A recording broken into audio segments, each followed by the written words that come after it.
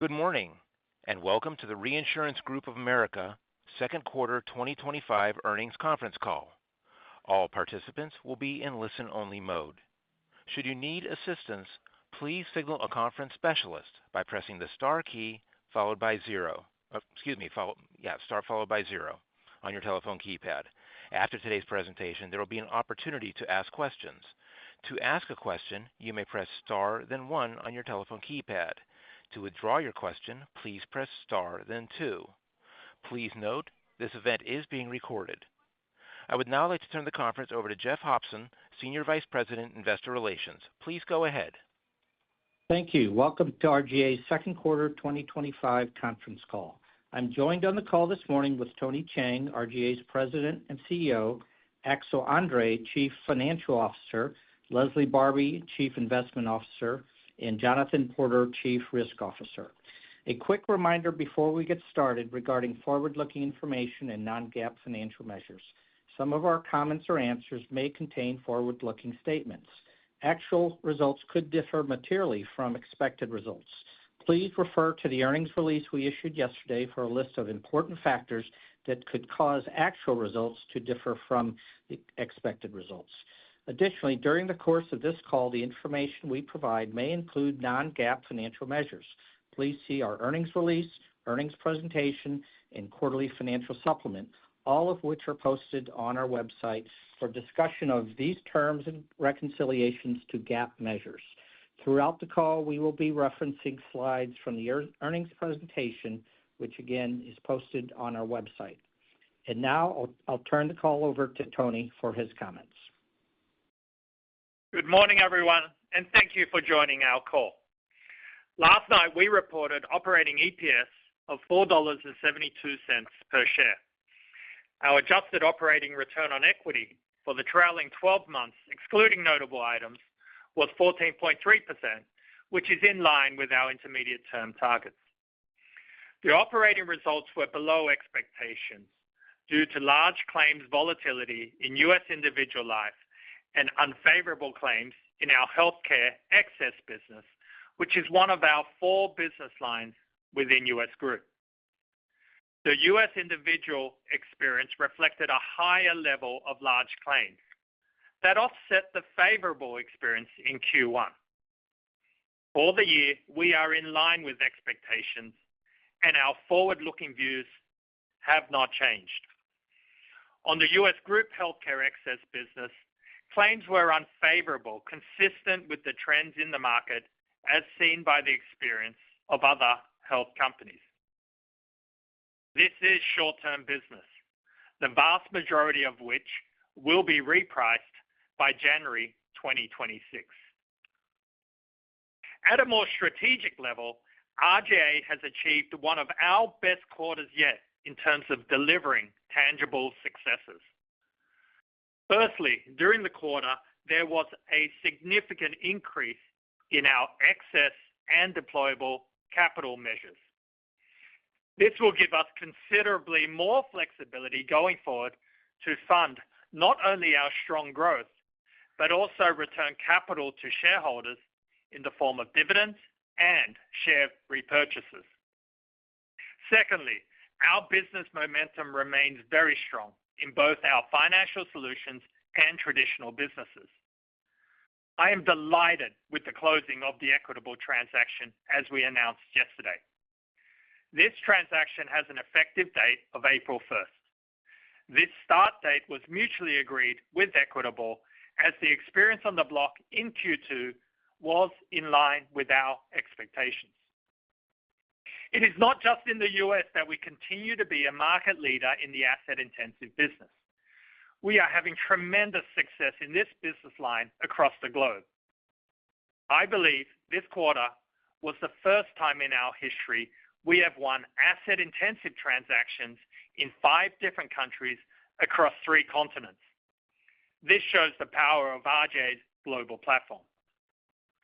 In the traditional space, for the first 6 months of the year, our premiums rose by a strong 11% on a constant currency basis, while maintaining our robust margins by delivering unique and customized solutions.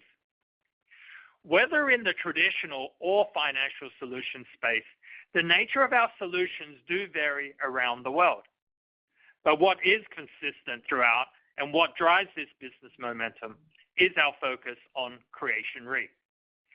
This focus allows us to continue to exceed our targets in terms of the percentage of business coming from exclusive arrangements.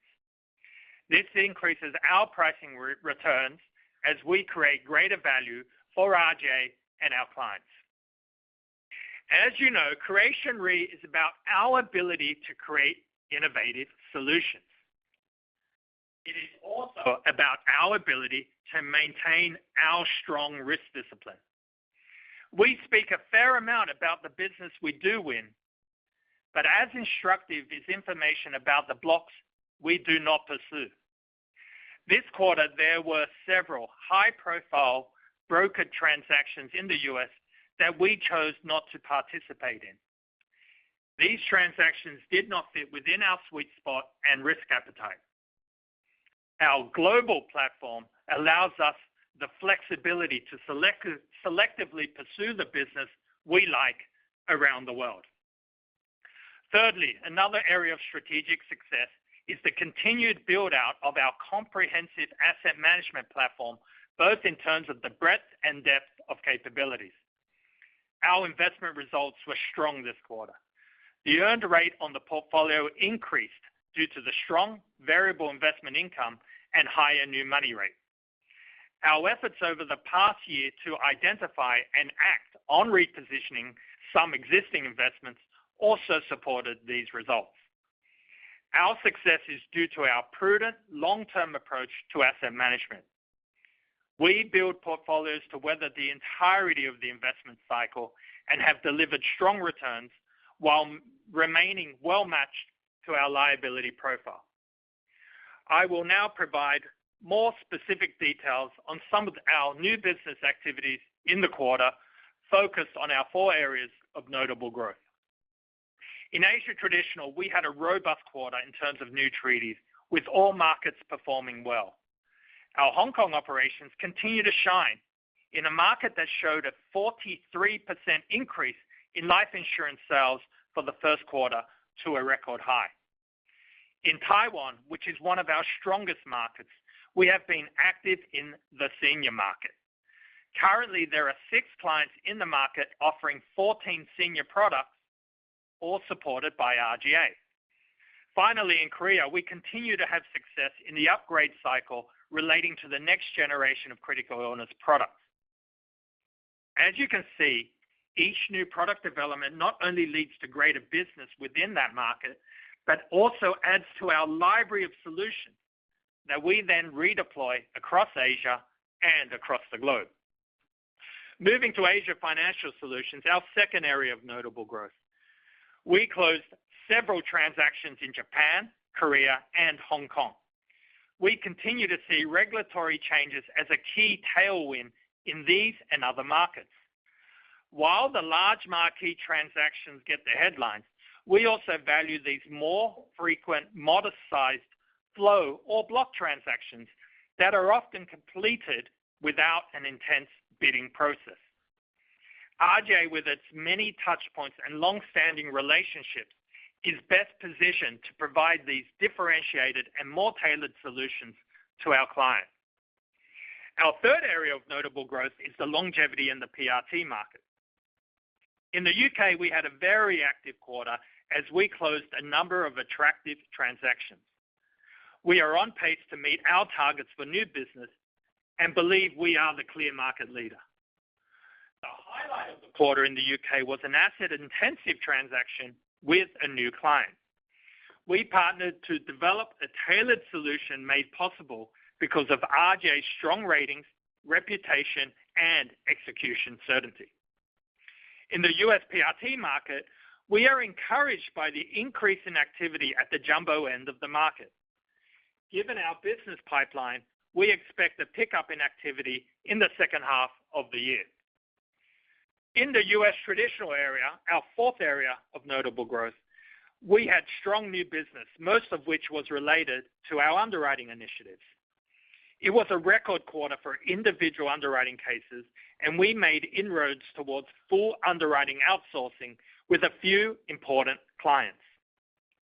Additionally, our broad array of underwriting services was the primary driver of us winning a leading share in many transactions. This included one in-force transaction where the client increased our share due to the services we provide. When you combine our underwriting and product development services with our partners that provide distribution, technology, and other services, further coupled with our ability to reinsure both sides of the balance sheet, you can see why we continue to bring holistic solutions, generating exclusive business for RGA. Putting it all together, I am very pleased with our continued success in providing significant value to RGA and our clients through our Creation Re efforts. When combined with our balance sheet optimization on the capital side, in-force actions, investment portfolio repositioning, and other management levers, we expect to be successful in driving improved returns for shareholders and therefore a tailwind to our current ROE. We remain confident about the future of our business prospects as RGA is well positioned in its markets, and we have a proven successful strategy that has stood the test of time. I will now turn it over to our CFO, Axel André, to discuss the financial results in more detail. Thanks, Tony. RGA reported pre-tax adjusted operating income of $421 million for the quarter, or $4.72 per share after tax. For the trading 12 months, adjusted operating return on equity, excluding notable items, was 14.3%. After a strong first quarter, this quarter's results were below expectations, driven primarily by claims volatility in U.S. individual life and unfavorable claims in one of the businesses within U.S. Group, which I'll expand on shortly. Aside from the financial results, we have made good progress on several strategic initiatives in the quarter, including materially improving our capital position. As a result of further balance sheet optimization and the recognition of the additional value of in-force business in certain capital models, our excess capital increased to $3.8 billion at the end of Q2. Pro forma for the Equitable transaction, which I'll discuss in more detail, excess capital was $2.3 billion. Similarly, our deployable capital increased to $3.4 billion at the end of the quarter. During the period, we deployed $276 million into in-force transactions. Our non-spread portfolio yield, excluding variable investment income, was 4.98% in Q2, up 8 basis points from the first quarter. Total variable investment income was strong at $105 million, significantly higher than last quarter and now favorable for the year. The results were primarily due to realizations in our limited partnerships and real estate joint venture sales. The effective tax rate for the quarter was 25.2% on adjusted operating income before taxes, above the expected range of 23 to 24%, primarily due to the establishment of valuation allowances on foreign tax credits. We are still expecting a tax rate of 23 to 24% for the full year. Yesterday, we announced the closing of the previously discussed transaction with Equitable. I would like to provide additional details regarding certain closing terms. The transaction is effective April 1st, which was mutually agreed, versus an alternative of July 1st. When reviewing the Q2 claims experience and overall results on the assumed block, we found it to be in line with our expectations and thus found it beneficial to accept an earlier effective date. Our review of the experience also helped affirm the reasonableness of our actuarial and pricing assumptions. Although it's effective April 1st, we will only report 6 months of earnings in our 2025 GAAP results. The Q2 earnings on the block are estimated to be $30 million, in line with our expectations, and these will be deferred and amortized into earnings over the life of the transaction. For the second half of 2025, we still expect pre-tax operating income contributions of approximately $70 million, increasing to $160 to $170 million in 2026, and approximately $200 million per year by 2027.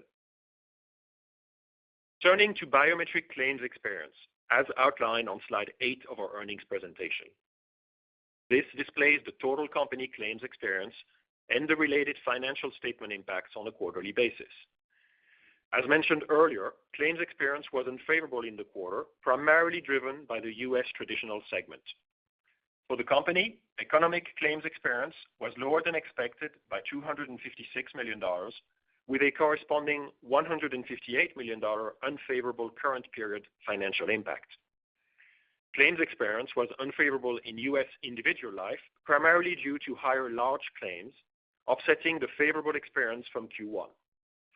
For the year, the economic claims experience for U.S. individual life is broadly in line with expectations. The current period financial impact was significant due to the proportion of claims in capped cohorts. Claims in U.S. Group were also higher than expected, driven by our healthcare excess business, consistent with recent industry trends. Other lines within U.S. Group performed in line with expectations. We think that the current challenges within the healthcare excess block can be remediated in a reasonable time frame, given its short tail and our ability to reprice quickly and modify underwriting. We have already begun taking pricing action and expect that the majority of the block will be repriced by January 2026. Looking at the second half of the year, our assumption is that the group business overall will be approximately break-even versus an expectation of $20 to $30 million for the remainder of the year.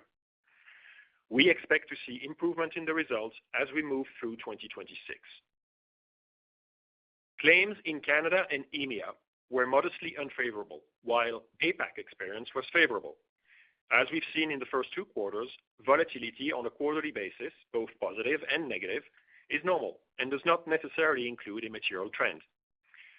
As shown on page 8 of our presentation, on a longer-term basis, economic claims experience for the total company has been favorable by $272 million since the beginning of 2023, when we more fully emerged from COVID.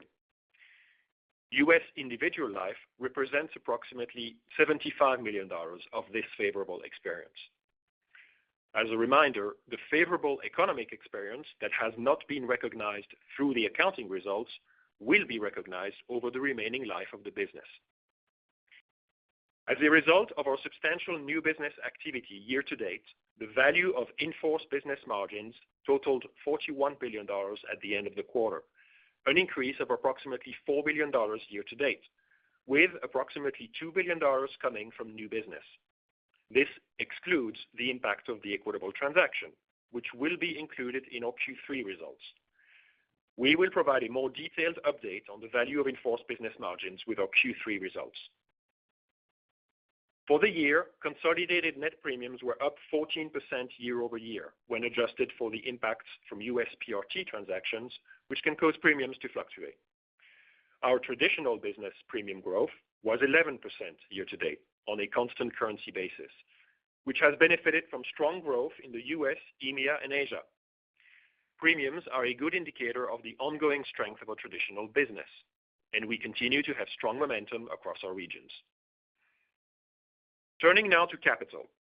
Our excess capital increased to an estimated $3.8 billion at the end of Q2, or $2.3 billion pro forma for the Equitable transaction. The increase is primarily due to the recognition within certain capital frameworks of additional value of in-force credit related to business already on our books. We recently satisfied the strict external requirements needed to include these balances in our capital metrics. Note that excess capital considers our 3 main capital lenses, corresponding to RGA's internal economic capital model, local regulatory capital across our main legal entities, and rating agency capital methodologies.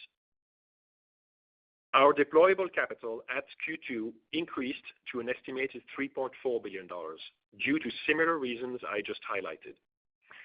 As a quick reminder, this measure represents management's estimate of the capital available to be deployed into transactions or returned to shareholders over the next 12 months, taking into account estimated capital sources and committed uses over that forward-looking 12-month period, including the impact of the Equitable transaction. Our strong balance sheet, capital management toolkit, and current levels of excess and deployable capital position us well to continue to support an attractive new business pipeline with existing capital. We will balance the deployment into the business with returning capital to shareholders through quarterly dividends, which we just increased 4.5% to 93 cents per share, and share repurchases. Regarding share repurchases, our intention in the short to intermediate term is to be active but opportunistic quarter by quarter, depending on our capital position, a forward view of our transaction pipeline, as well as valuation metrics. Over the longer term, we would expect total shareholder return of capital through dividends and share repurchases to range between 20 to 30% of after-tax operating earnings on average, consistent with our long-term history. Moving to the quarterly segment results on slide 6. The U.S. and Latin America traditional results reflected unfavorable claims experience as previously discussed. For the year, the economic claims experience in U.S. individual life is broadly in line with expectations. The U.S. Financial Solutions results were higher than expected due to higher variable investment income and higher investment yields. As a reminder, the Equitable transaction will be recorded within this segment. Canada traditional results reflected modestly unfavorable group results and individual life claims experience. The Financial Solutions results reflected favorable longevity experience. In the Europe, Middle East, and Africa region, the traditional results reflected unfavorable claims experience, partially offset by favorable other experience. EMEA's Financial Solutions results were above expectations, reflecting favorable longevity experience, higher variable investment income, and higher investment margins due to ongoing growth. Turning to our Asia-Pacific region, the traditional results were good, reflecting favorable claims experience across the region. Financial Solutions results were favorable, primarily due to higher variable investment income and ongoing growth of the business. Finally, the corporate and other segment reported an adjusted operating loss before tax of $32 million, favorable compared to the expected quarterly average run rate. This was primarily due to higher variable investment income.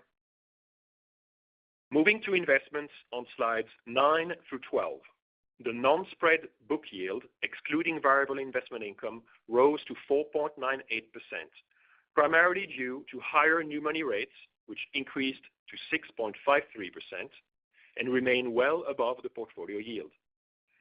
The total non-spread portfolio yield for the quarter was 5.31%, up from last quarter, reflecting higher variable investment income and higher new money rates. Variable investment income was strong for the period, driven by increased realizations in limited partnerships and real estate joint venture sales. I'll note that we still hold an above-average level of cash that we look to deploy opportunistically over the coming quarters. Importantly, portfolio quality remains high, and credit impairments are in line with expectations for the year, and we believe the portfolio remains well-positioned. During the quarter, we continued our long track record of increasing book value per share. As shown on slide 16, our book value per share, excluding AOCI and impacts from B36 embedded derivatives, increased to $156.63, which represents a compounded annual growth rate of 9.7% since the beginning of 2021. To summarize, following a strong first quarter, this quarter's results were impacted by claims experience in our U.S. traditional segment. Importantly, we continue to advance many strategic objectives. Our long-term strategy remains well on track, and we are confident in our ability to deliver on our intermediate-term financial targets. We continue to see good opportunities across our geographies and business lines and remain well capitalized to execute on our strategic plan. We also believe we are in a position to return excess capital to shareholders through dividends and share repurchases. With that, I would like to thank everyone for your continued interest in RGA. this concludes our prepared remarks. We would now like to open it up for questions. We will now begin the question and answer session. To ask a question, you may press star, then 1 on your telephone keypad. If you are using a speakerphone, please pick up your handset before pressing the keys. To withdraw your question, please press star, then 2. Please limit yourselves to one question and one follow-up. If you have additional questions, you may re-enter the queue. Our first question today comes from John Barnidge with Piper Sandler. Please go ahead. Good morning. Thank you for the opportunity. Can you talk a little bit more about the additional credit you got on the life block? I know it was probably a very thorough analysis across markets and products. What changes were made, and are you making an assumption for an improvement in the obesity epidemic because of GLP-1 drugs? Thank you. Hi, John. Thank you for the question. We're very pleased, obviously, with the value of in-force credit that we've received in our capital model. As you correctly pointed out, this was the result of a lot of work over a long period of time. And this really represents capturing within available capital models some portion of the large embedded value in our business, given the long-term nature of our cash flows and the long-term embedded underwriting margins in our business. This is really a reflection of the current book of business with current assumptions and does not reflect any change in our actuarial assumptions at this point.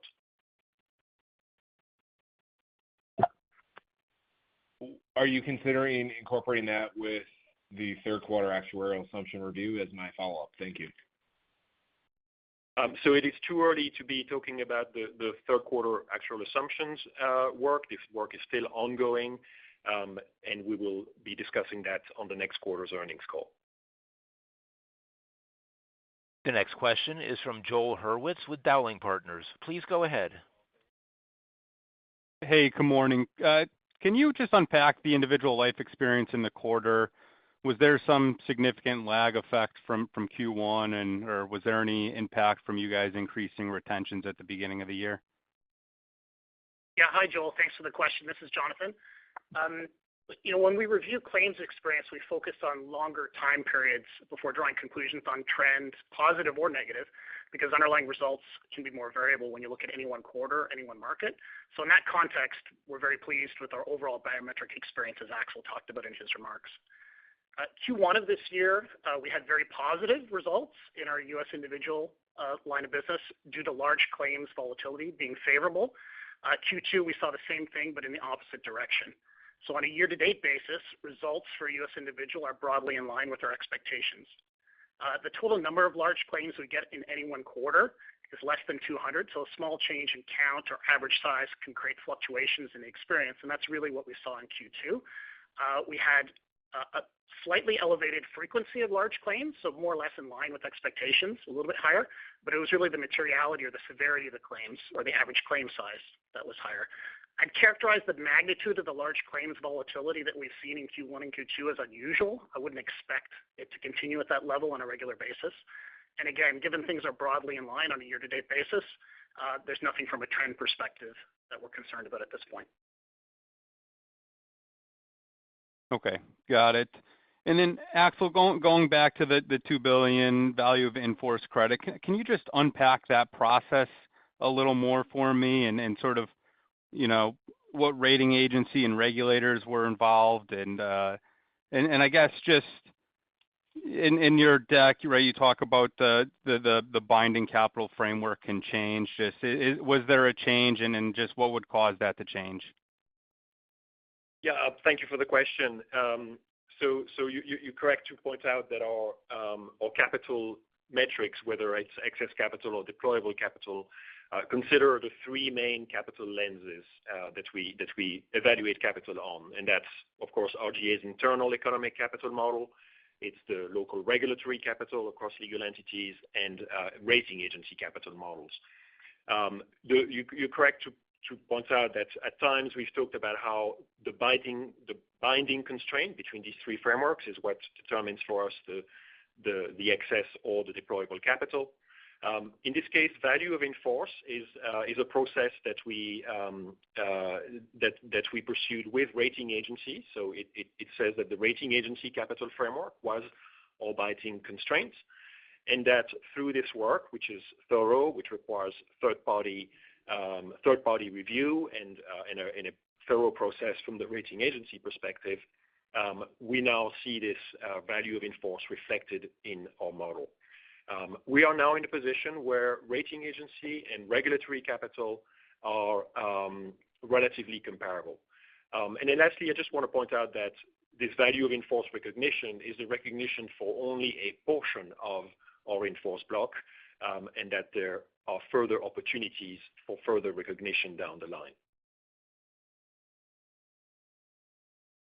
The next question is from Elyse Greenspan with Wells Fargo. Please go ahead. Hi, thanks. Good morning. I was hoping you guys could talk more just about the health experience in the quarter and just thinking about, future performance of the block. And then I know you guys touched on rate increases in the prepared remarks. Can you just give us a sense of just the magnitude and the expected impact there as well? Hi, Elyse. This is Jonathan. I'll take that question. So this is a line of business that we've been in for a significant period of time, and we have quite a bit of expertise. It has also performed well over time and has been profitable, even including the results that we're seeing in this quarter. Our U.S. group business is comprised of 4 major lines. 3 of those are performing as expected. The negative experience we're seeing this quarter is isolated to our healthcare excess line.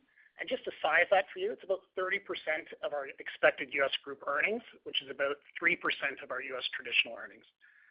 The results this quarter are really driven by higher claims costs stemming from a variety of more expensive treatments, so things like specialty drugs, transplants, premature births, and some cancer therapies. As Axel mentioned, the business is short-term and annually repriceable, which means we're able to quickly address the experience variances in the business. And we do expect margins to improve going into 2026. The rate increases we have, as you mentioned in your question, we have already implemented rate increases so far this year on blocks that have already been renewed. Those amount of increases are significant. I don't have an exact figure to give you, but they are material in what we've seen so far, and expect that to continue. Thanks. And then my second question, I guess, is also just on the excess capital figure. You were talking about, right, getting credit for part of the value in force. As we think about future deals that get done in the future, how should we think about you guys getting incremental credit there? Is it certain types of deals that would qualify for credit? Do you talk to the rating agencies on a case-by-case basis? Could you just give us a sense for, just future transactions and deployable capital credit that you could get? Yeah, thank you for the question, Lise. So we have a long-term track record of working with the rating agencies to obtain credit for value of in-force. At times in the past, it's been in the context of the securitization of a block of business, but also at times it doesn't necessarily require that securitization. We have a process where there are certain portions of our business where we are receiving value of in-force credit as we write new business, because we have a well-established process and understanding of the nature of the business. And then for other portions of our in-force business, we address it block by block, if you will. So we do expect that over time we will be constantly looking at our balance sheet and looking for opportunities to create more value of in-force recognition through the rating agency process. The next question is from Jimmy Bhullar with J.P. Morgan. Please go ahead. Hey, good morning. I had a couple of questions. One is on the health insurance business. Can you talk about the lag in your results versus what your clients are seeing? And the point of the question is that given that health insurance results have generally gotten worse in 2Q, should we assume that flows through your results in the third quarter or the fourth quarter? So even though you'll reprice part of the block, that things might actually get worse in the near term in terms of your results, and then maybe not improve until 2026. And then secondly, on capital, I think based on what you're saying in terms of your excess or deployable capital, that number is close to 20-30% of your market cap. Yet, if we look at most of the traditional metrics like debt to cap or RBC, they really don't imply that much excess capital. And similarly, if we look at your actions, despite a fairly low multiple, you guys haven't really been buying back stock. Obviously, you have deployed capital into deals. So just and excess capital, in my view, is more of an opinion than a fact anyway. But what are your priorities in terms of using that excess capital over the next year, 2 years or so? And are you more open to buying back stock than you've been in the past year, 2 years? Thanks. Yeah, thanks, Jimmy. This is Jonathan. I'll take the first question. So with respect to the healthcare excess and the claims lag, I mean, as a reinsurer, it's possible we might see a little bit longer of a lag in reporting, but, a couple things on that. So, we work very closely with our clients, obviously.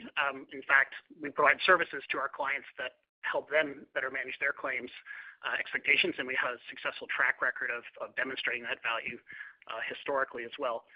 Also, these claims, because of the nature of them and them being large, they tend to be very known very quickly, so that also helps in addressing any potential lag situation. And then from the perspective of our actuarial liabilities, obviously we've established reserves from a case perspective as well as IBNR to using our best estimate of what we believe the experience has been. So, from that perspective, we feel we're appropriately reserved at the end of the quarter.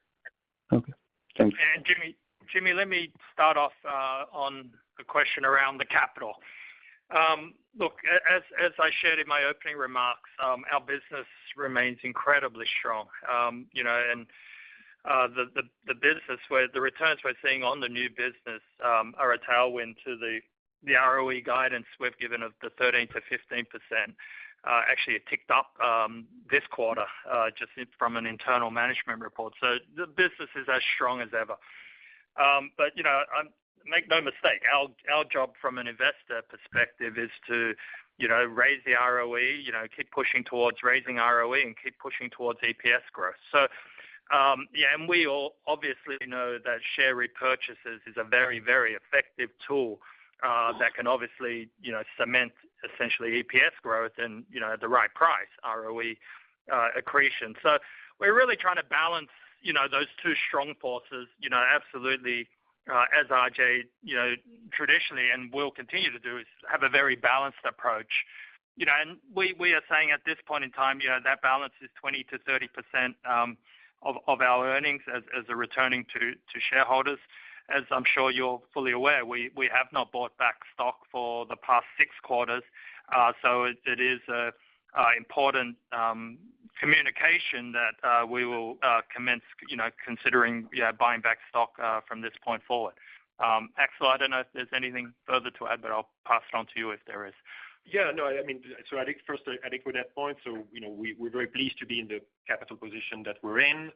We have the flexibility with the capital that we have to deploy into the business to return capital to shareholders. As I mentioned, we expect to be, with share buyback, to be opportunistic quarter by quarter, but over the long term, think of a 20 to 30% payout ratio in terms of the total return through dividends and buyback to shareholders, again, varying quarter by quarter, but over the long term, consistent with that, which is consistent with our long-term history. On the capital point, I would remind you that we have multiple balance sheet, multiple legal entities across both the U.S. RBC framework, but also Bermuda framework in particular. So all of our capital metrics are really on a consolidated basis, looking at the totality of our balance sheet. They consider all of the frameworks, and so they capture the binding constraint. So whatever is going to be most binding, including regulatory, is going to determine that number. Yeah. Thank you. The next question is from Wilma Burdis with Raymond James. Please go ahead. Hey, good morning. Do you think any of the higher costs you're seeing in excess healthcare on more expensive but more effective treatments could eventually be offset by savings on claims in life down the line? Thanks. Yeah, thanks, Wilma. This is Jonathan. I think that's a very valid point. and that's one of the things that excites us about the potential opportunities in the mortality space, right? And that's also another reason why we've pursued a diversification from a risk perspective position from the enterprise. So when we see potentially some stress or volatility going in a negative direction in one line of business, that can support positivity either in the current period or down the road in another line of business. And that's part of how we think about our mix of risks at the enterprise level. Yeah, well, let me just add, no, thank you for asking that question. We internally observe that, and we obviously, as an investment community, get focused on short-term earnings.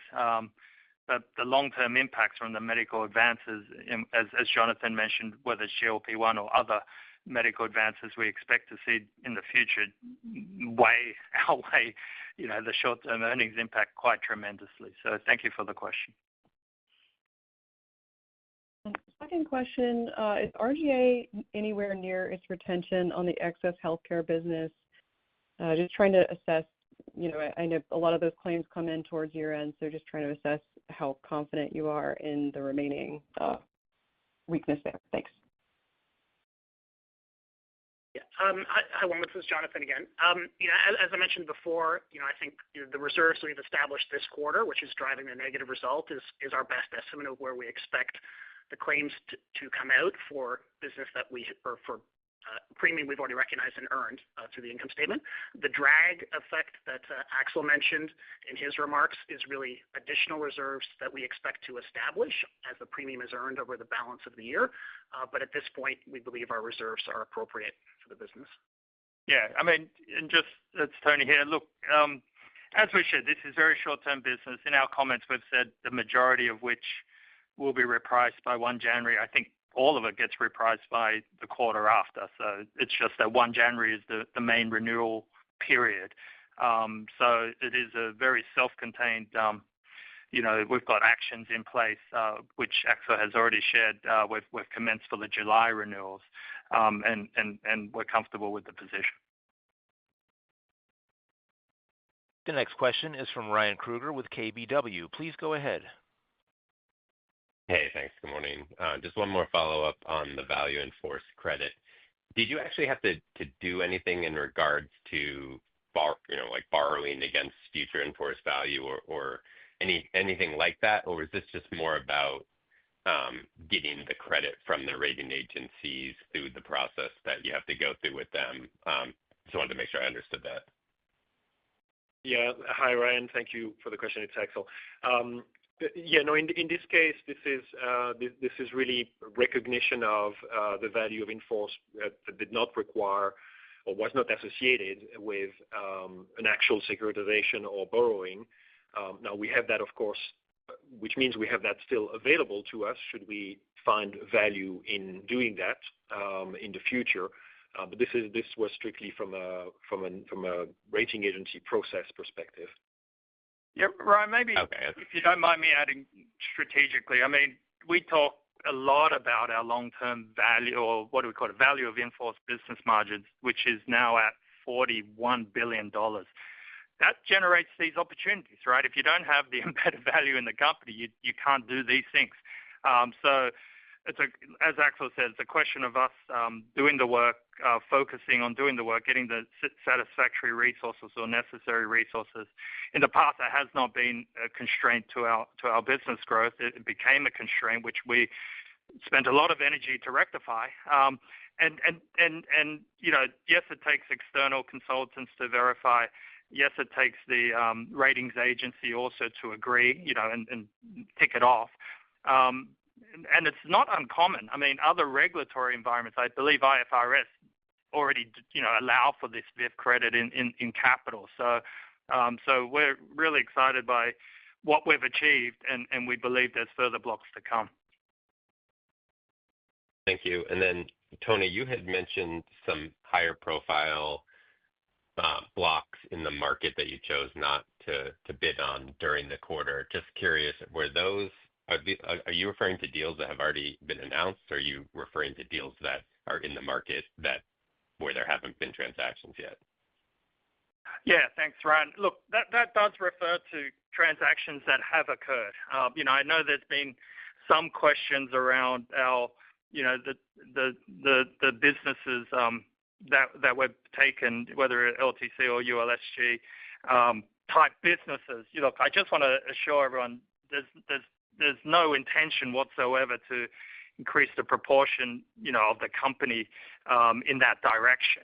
And the only way, besides me continually saying that, is, look at the actions we take. So in the first quarter, there was a very material LTC block that came to market. We were not involved whatsoever. It just did not fit into our criteria of what we set for LTC, which is very strict and tight. And second quarter, there was a multitude of, I think, some variable annuities, some ULSG. Once again, not interested. We've got our global platform, right? We've got all these businesses around the world, that we can do on an exclusive basis. And that's where we obviously want to allocate the capital. That's why we're able to have a tailwind to our ROE through the pricing process, through the business we win. So, some balance of business, but absolutely our eyes are focused on just creating long-term value. And then, as I said earlier, growth in EPS and ROE. The next question is from Suneet Kamath with Jefferies. Please go ahead. Great, thanks. I did want to come back to the $2 billion of value in force credit. Can you just talk to the conservatism that's built into that? Because to me, it sounds like this is another sort of assumption-driven sort of number. And if those assumptions end up being too aggressive, then maybe the $2 billion isn't $2 billion. And I just want to make sure we don't run into an issue like that down the road as you continue to pursue this source of capital. Yeah, thank you, Suneet, for the question. Well, as I mentioned, it's a very strict review process for reflecting, value of in force in the frameworks. So first of all, of course, it starts with our actuarial assumptions that are conservative and that are backed by long history and long term of data and the throw of information. But also, you only get partial credit for the value of in force. You only get frankly, less than 50% credit for it. So we feel very confident in the amount that is recognized through that framework. As I mentioned, again, it is reviewed by third party as well as the rating agency process. Okay. And then I guess for Tony, if we just take a step back, you've raised the ROE target, you've raised the EPS growth target. You're very bullish about the opportunity, but the stock's multiple is lower than when the ROE target was lower and the growth was lower. And we can debate the reasons why, but I think one of them is, there's a view in the market that maybe this new strategy is going to add a lot of risk to the story relative to kind of the RGA of old. And so I just wanted to give you an opportunity to comment on that, because I think that's perhaps a change in the way that people are thinking about your company and about your stock. Yeah, no, thanks, Suneet, for the question. The RJ of old, all I could really point to is Asia. That's where, I was instrumental in running that business for 20 years. And this is exactly the approach we took, right? And what is that approach? It is approach of being proactive, innovative, finding things that can help our clients grow and succeed. And therefore, you create greater value and you get to share it. So are we more aggressive? We're absolutely more aggressive in that approach, which I think is a more proactive approach. I could argue a less risky approach in a sense, because, commoditized business is really long run, not conducive, or probably will not allow us to meet our long-term goals. So, and that's not just Asia. I mean, look, we've had tremendous leadership throughout the organization. And this is a culture that essentially has been established from day one, where we were all around innovation, all around proactivity and solutions, providing our solutions. And it plays to our absolute sweet spot, because we only do life and health risk. So it's sort of shame on us if we can't be the best in doing that, because we only focus on one thing, which is life and health risk. And we've made the investments around the world to have the talent out there. We're obviously very proud of our team, and this continues. So the market's going to do what the market's going to do. Our job is to continue to grow the EPS and continue to raise the ROE, and we have faith that the market will be right in the medium to long term. The next question is from Tom Gallagher with Evercore ISI. Please go ahead. Good morning. One on just a follow-up on the $2 billion capital benefit from the value of in-force. Is there a practical limitation to how much you could do, like the maximum? I assume you can't go to 100% of equity capital or something like that. But when we think about two, I don't know, would the limit be half of total actual equity from a credit profile? From a credit you would get on capital. Can you just give kind of the framework in terms of maybe the max you could go to theoretically? That's the first question. Yeah, thank you for the question, Tom. So first let's start with, as we discussed, we have a substantial embedded value of in-force in our business. One of the lenses through which we look at that is the value of in-force business margin. As I said, what is that? It's the reflection of the long-term embedded underwriting margins that are embedded in our business. Now, you're correct. From a rating agency perspective, there is a limit to the amount of value of in-force credit that can be recognized. But another important thing to remember, so first of all, even relative to that limit, we think we still have upside opportunities to capture more value of in-force with further in-force blocks that we have on today's balance sheet.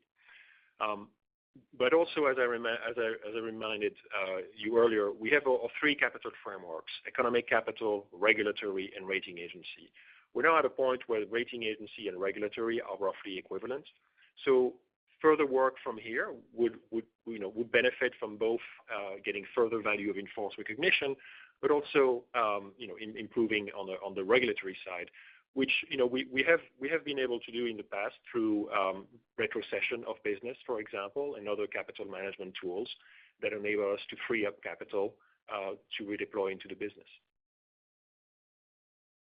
Thank you for that. And then my follow-up is, Tony, really, it's a question about, do you think something needs to change here? And the reason I ask you is because you had very favorable experience in Q1. The market didn't reward you for the favorability. Then you fully reverse it in 2Q, and your stock gets pounded. So you seem to be getting only the downside of volatility, not the upside, unfortunately. So the reason I sort of set it up that way, is there anything you can do structurally here to improve the situation from a shareholder standpoint by limiting volatility somewhat?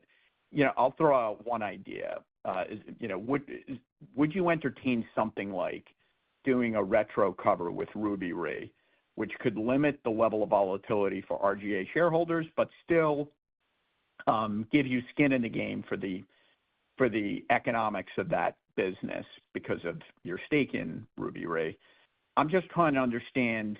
I'm getting a lot of frustrated shareholders saying to me, what can be done here? Because they like your story.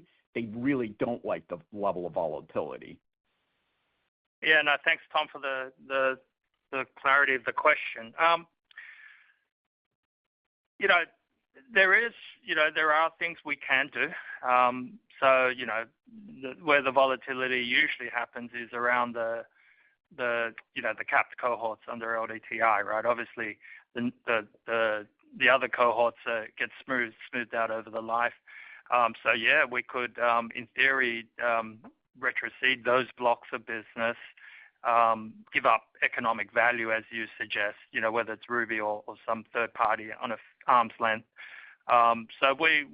We balance all of those considerations, but we've got finite resource. So, the alternative to that could be, price and create more business or other balance sheet optimization opportunities and so on. So, like I said, all we can share is the facts, right? We're running the business for the medium long term. Year to date, experience has been pretty spot on for the U.S. individual life. over the last 6 quarters, I believe, or 10 quarters, I can't recall exactly. Since 2003, the experience has been strong. And the market is going to do what the market's going to do, as you know, as well as I. So we'll keep running it for the right economics, for the right EPS and ROE growth, but very mindful of your comments. Thank you. The next question is from Wes Carmichael with Autonomous Research. Please go ahead. Hey, thank you. Good morning. Tony, in your prepared remarks, you mentioned an expected pickup in jumbo PRT activity in the second half of the year in the U.S.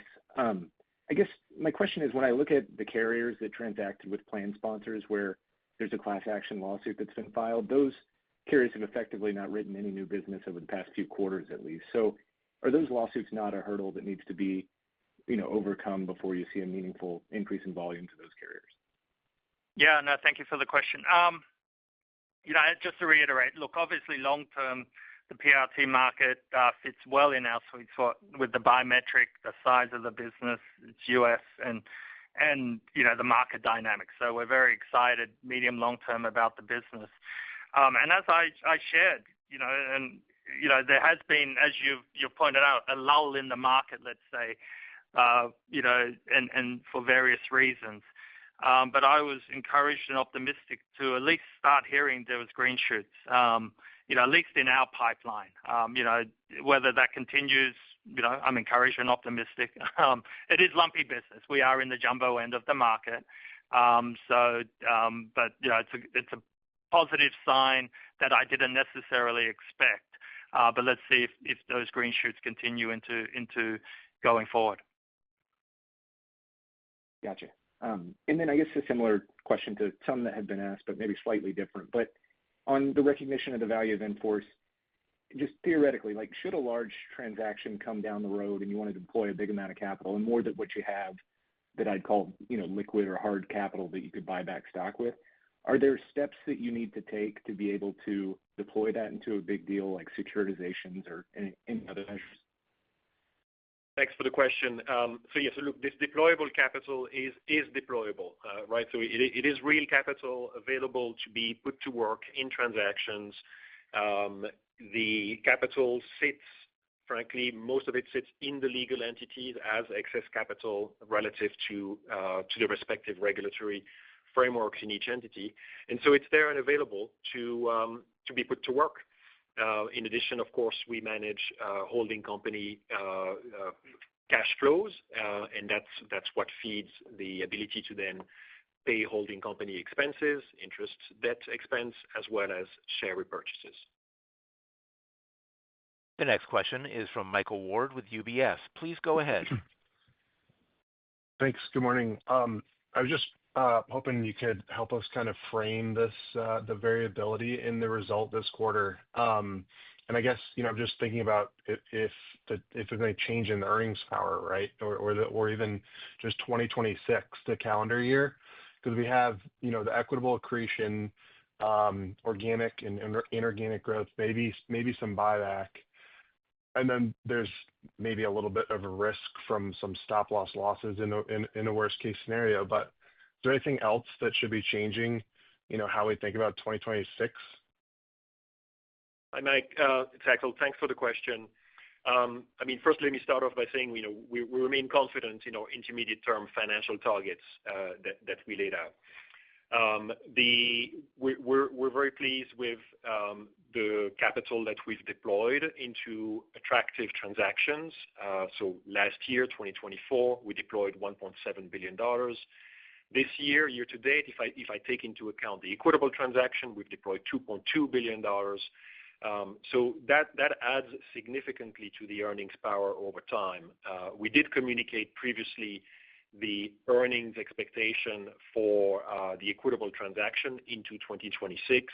I mentioned earlier today, $160 to $170 million a year of pre-tax income, which is a significant down payment on our target EPS growth. In addition to that, like Tony said, we have a lot of tailwinds. The Creation Re strategy is producing really well. It's enabling us to attract deals that produce returns that are above our targets. investment portfolio as we invest new money at significantly higher yield than current book yield, we're picking up investment income.